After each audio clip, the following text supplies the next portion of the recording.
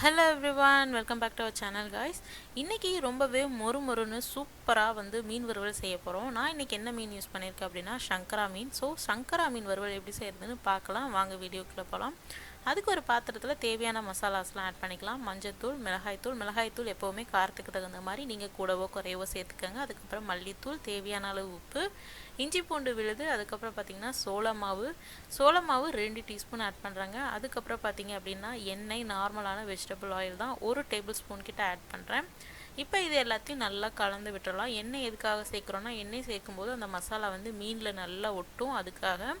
இப்போ பார்த்தீங்கன்னா சங்கரா மீன் க்ளீன் பண்ணி வச்சுருக்கேன். தலையை தவிர மீதி எல்லாத்தையும் நான் இன்றைக்கி ஃப்ரை பண்ணி எடுக்க போகிறேன். ஒரு 1/2 கிலோ கிட்ட வருங்க. 3 பெரிய சைஸ் மீன், தலையை தவிர இந்த மீதியை கீரல் போட்டு வச்சுருக்கேன். பெரிய சைஸ் பீஸ் எல்லாம் கீரல் போட்டு வச்சுருக்கேன். மீதியெல்லாம் அப்படியே நான் ஆட் பண்ணிட்டேன். இப்போ இதை நல்லா கலந்து விட்டுறலாம். மசாலா எல்லா சைட்ஸ்லையும் ஒட்டுற மாதிரி நம்ம கலந்து விட்டுறலாம். கீரல் போட்டிருக்கோம் இல்லையா, பெரிய சைஸ் மீன் எல்லாத்தையும் அதுலேயும் நல்லா கை வச்சு தேய்ச்சி விடுங்க. மசாலா எல்லா பக்கமும் இந்த மாதிரி நல்லா தேய்க்கும் போது, கீரலில் தேய்க்கும் போது மசாலா நல்லா உள்ளே இறங்கும். ஒரு 10 நிமிஷம் ஆகட்டும். 10 நிமிஷத்துக்கு அப்புறமா ஒரு 1/2 எலுமிச்சம்பழத்தை நம்ம பிழிஞ்சு விட்டு மறுபடியும் ஒரு 10 நிமிஷத்துக்கு அப்புறமா நம்ம லெமன் ஜூஸ் சேர்க்குறோம் இல்லையா, சேர்த்துட்டு நல்லா கிளறி பிணைஞ்சு விட்டுறலாம். அந்த மசாலா மறுபடியும் ஒட்டுற மாதிரி. இது பார்த்திங்கன்னா நம்ம தண்ணி ஆல்ரெடி சேர்க்கவே இல்லைங்க, எண்ணெய் மட்டும்தான் சேர்த்துருந்தோம். ஸோ எலுமிச்சம்பழத்தை சேர்த்துட்டு நல்லா பிணைஞ்சு விட்டுறலாம். அதாவது மசாலா நல்லா கோட் ஆகிற மாதிரி எல்லா சைடும் இருக்க மாதிரி. இது பார்த்திங்கன்னா நான் வெயிலில் தான் வச்சு ட்ரை பண்ணுவேன். எப்போவுமே ஃப்ரிட்ஜ்லேயோ இல்லை கிச்சன்லேயோ வச்சுருக்க மாட்டேன். ஆனால் கொஞ்சம் கஷ்டம்தான், காக்கா தூக்கிட்டு போகாமல் பார்த்துக்கணும். ஸோ பெரியவங்களை வெளியில் உட்கார வச்சுருவேன். ஸோ இந்த மாதிரி தான் நான் ட்ரை பண்ணுவேன். நீங்களும் அந்த மாதிரி பண்ணுங்கள். அந்த வெயிலில் வைக்கும்போது அதோட ஃப்ளேவரே நல்லா இறங்கும் உள்ள மீனில், அதுக்காக தான். இப்போ நம்ம டீப் ஃப்ரை பண்ணி எடுத்துடலாம். டீப் ஃப்ரை பண்ணுற அளவுக்கு இல்லை, கொஞ்சம் எண்ணெய் கம்மியாக தான் விட்டுருக்கேன். அதில் கொஞ்சம் கருவேப்பிலை போட்டோன்னா நல்ல ஒரு ஃப்ளேவர் கொடுக்கும் கருவேப்பிலை.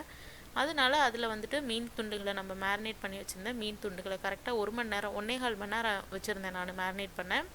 இப்போ 2 சைட்ஸும் நம்ம டீப் ஃப்ரை பண்ணி எடுத்துடலாம். ஒரு 3 நிமிஷத்துக்கு அப்புறம் திருப்பி விடுங்க, இல்லைன்னா தோல் கீழே ஒட்டிக்கும்.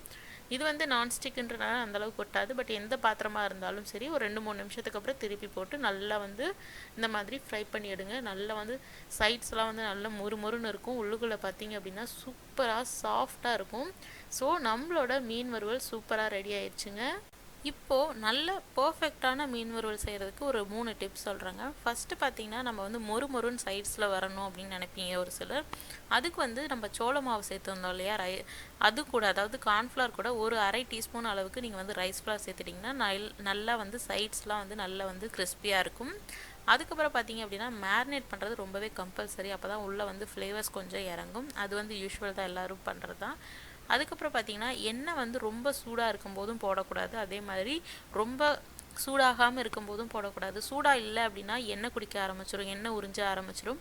அதே ரொம்ப சூடாக இருந்ததுன்னா அவுட்டர் லேயர் சீக்கிரமாக கரிஞ்சிரும். அதனால ரெண்டுமே பண்ணக்கூடாது. மீடியமான ஃப்ளேமில் வச்சு தான் நம்ம ஃப்ரை பண்ணி எடுக்கணும். ஷேலோ ஃப்ரையாக இருந்தாலும் சரி, டீப் ஃப்ரையாக இருந்தாலும் சரி, இல்லை தவாவில் பண்ணுற மாதிரி இருந்தாலும் சரி, ரொம்ப ஹாட்டாகவும் இருக்கக்கூடாது, ரொம்ப லோ ஃப்ளேம்லேயும் இருக்கக்கூடாது. ஒரு மீடியமான ஃப்ளேமில் வச்சு நீங்கள் ஃப்ரை பண்ணி எடுங்க. இந்த டிப்ஸ் எல்லாம் ஃபாலோ பண்ணாவே ரொம்பவே சூப்பரான மீன் வறுவல் நமக்கு கிடைக்கும். இன்றைக்கி நான் சூப்பராக என்ஜாய் பண்ண போகிறேன். நீங்களும் இதை வீட்டில் ட்ரை பண்ணி பார்த்துட்டு உங்களோட ஃபீட்பேக்ஸை எனக்கு கமெண்ட்ஸில் சொல்லுங்கள். இன்னொரு இன்ட்ரெஸ்டிங்கான வீடியோவில் சந்திக்கலாம். until then, bye bye, take care my dear friends.